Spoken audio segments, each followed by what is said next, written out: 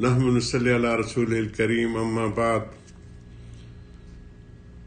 ان اللہ ملائکۃ یصلون علی النبی یا ایھا الذین آمنوا صلوا علیہ وسلم تسلیما۔ دوا و ذیق کے اوپر حضرت کے واعظ کی دوسری نشست ہے۔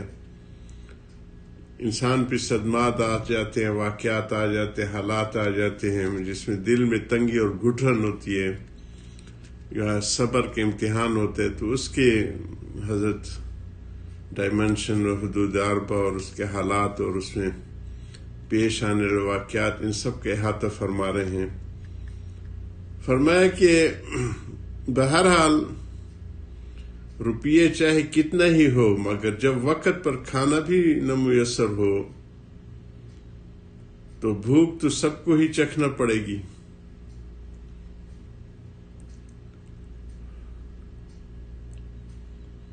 وَنَقْصٍ مِّنَ الْأَمْوَالِ، اور مال کا نقصان سے مثلا تجارت کی تھی اس میں نقصان ہوا، برف تھی گھل گئی یا چور لے گئے۔ پہلے اینٹوں کے میں برفیں آ کے رکھ دیتے تھے تو گھل جاتے تھے۔ زندگی ہو رہی ہے مثل برف کم، چپکے رفتہ رفتہ دم بدم، ایک روز یہ جائے گی تھم۔ یہ مجذوب صاحب کچھ زمانے کی جب کارخانوں سے بڑی بڑی سلیبیں لے کے رکھ دیتے تھے، یہ اشعار اس زمانے کے ہیں۔ مثلا تجارت کی تھی، اب تو ڈیپ فریزر وغیرہ ہر جگہ۔ مثلا تجارت کی تھی، اس میں نقصان ہوا، برف تھی گھل گئی، یا چور آگے اور وہ جو ہے لے گئے۔ بہرحال نقص عام ہے کہ جس طرح بھی مال میں نقصان ہو سب کو اس میں شامل کیے ہوئے ہیں۔ والانفس، یہ آیت کے ایک ایک حصے کی حضرت تشریف فرمائے۔ نقص من الاموال والانفس، انفس بیمار ہو گیا، والثمرات، پھلوں کا گھٹنا، یا تو یہ ہے کہ باغ میں پھل ہی نہ آیا مگر کسی وجہ سے ہلاک ہو گیا، طوفان میں، آندھی میں یا لباری میں ختم ہو گیا، یا اولاد نہ ہو، اولاد نہ ہوئی یا ہوئی اور مر گئی۔ بہرحال یہ مختصر فہرست ارشاد فرمائی ہے ان واقعات کی جو ناگوار ہیں۔ گناہگواری کے پیش آنا بھی رحمت ہے حق تعالیٰ کی، کہ اگر ناگواریاں نہ پیش آئیں تو اجر صبر نہ میسر ہوتا، کیونکہ اگر ناگواری نہ پیش آتی تو صبر کی ماہیت جو حفظ نفس علی ما تکرہ ہے کہاں سے تحقیق ہوتی، کہ اس کو روک کے رکھو جو طبیعت کو مقدر کر دینے والی باتیں ہیں۔ اب جب یہ محقق نہ ہوتی ہم سب بڑے ثواب سے محروم رہتے۔ یہاں سے یہ بھی معلوم ہو گیا کہ اولیاء کو بوجہ مشاہدہ اس حقیقت کے ناگواری تبھی ہوتی ہے، ناگواری عقلی نہیں ہوتی، عقل سے وہ راضی پر رضا ہوتے ہیں۔ ہاں صدمہ ہوتا ہے مگر یہ منافع رضا کے نہیں۔ چنانچہ حدیث میں ہے کہ حضور صلی اللہ علیہ وسلم کے صاحبزادے ابراہیم کے انتقال ہوا تو آپ کی آنکھوں سے آنسو جاری ہو گئے۔ ایک صحابی نے عرض کی، یا رسول اللہ آپ بھی روتے ہیں؟ حضور صلی اللہ علیہ وسلم نے فرمایا یہ رحمت ہے کہ اللہ تعالیٰ اپنے بندے کے دلوں میں ڈال دیتے ہیں۔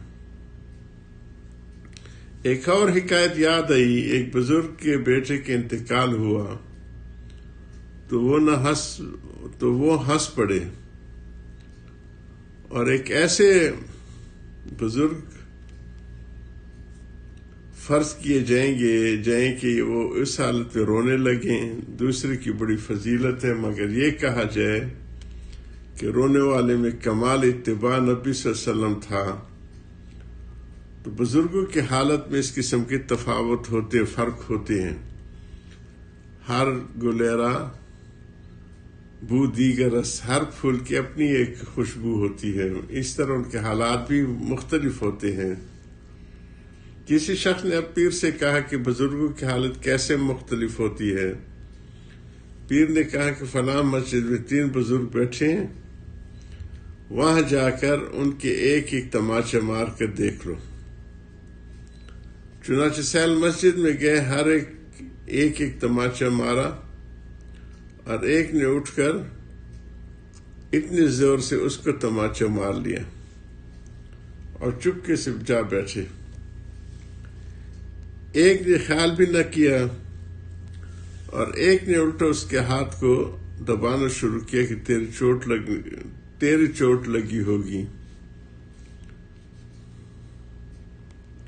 غرض حضور صلی اللہ علیہ وسلم کی آنکھوں سے صاحبزادے کے انتقال پر آنسو جاری ہو گئے تھے۔ یہ کون کہہ سکتے کہ حضور صلی اللہ علیہ وسلم کو رضا حاصل نہ تھی؟ اور یہ حدیث صحیح ہے، راوی اس کے سب ثقہ ہیں، اس میں کس طرح کا کلام نہیں ہو سکتا، اور بظاہر نظر ناواقف کو یہ حالت گھٹی ہوئی معلوم ہو سکتی ہے، مگر وجہ صرف یہ ہے کہ فن سے واقفیت نہیں، بس اس فن کے جاننے کی ضرورت ہے۔ نہ جاننے کی وجہ سے جو سنا اور جو چاہا سمجھ لیا، اور اسی سے غلطی ہوتی ہے، مگر اس فن کے حاصل کرنے کی طرف اصلاً توجہ نہیں، بلکہ طلبہ سے تعجب ہے کہ صرف و نحو میں تمام عمریں صرف کر دیتے، مگر اس فن کے لیے تھوڑے دن بھی کافی صرف کرنا ضائع سمجھتے ہیں۔ اصلاح کے فن کو کہہ رہے ہیں، اس کو ضائع سمجھتے ہیں، اصل تو وہی ہے۔ حالانکہ درسیات سے بھی یہی مقصود ہے۔ فرماتے ہیں در کنز ہدایہ نہ تواں یافت خدارا، سپارہ دل بھی کی کتاب با عزی نیست، کنز اور ہدایہ میں خدا نہیں پایا جاتا، دل کے سپارے میں دیکھو کہ اس سے اچھی اور کوئی کتاب نہیں۔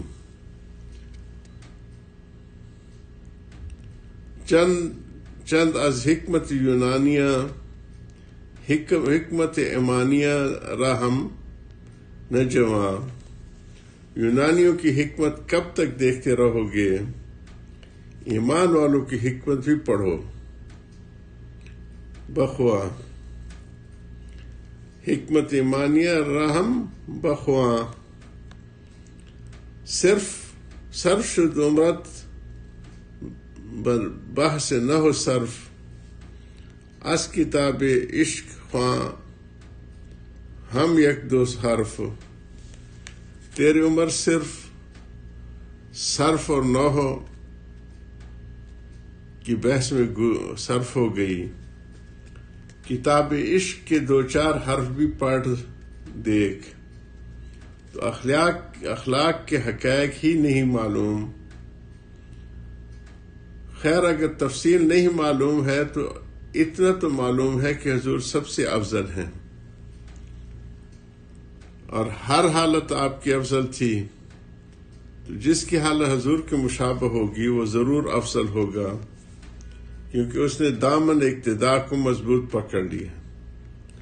مگر مساوات نہ سمجھیے گا، وہ حالت مشابہ ہوگی نہ کہ مساوی ہوگی۔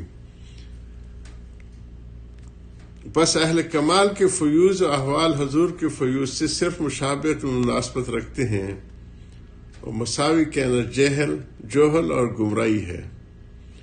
سو جن کو مشابہت کامل ہے، ان کا ادراک کامل ہے، وہ ہر واقعے سے پورے متاثر ہوتے ہیں. وآخر دعوانا الحمدللہ رب العالمین.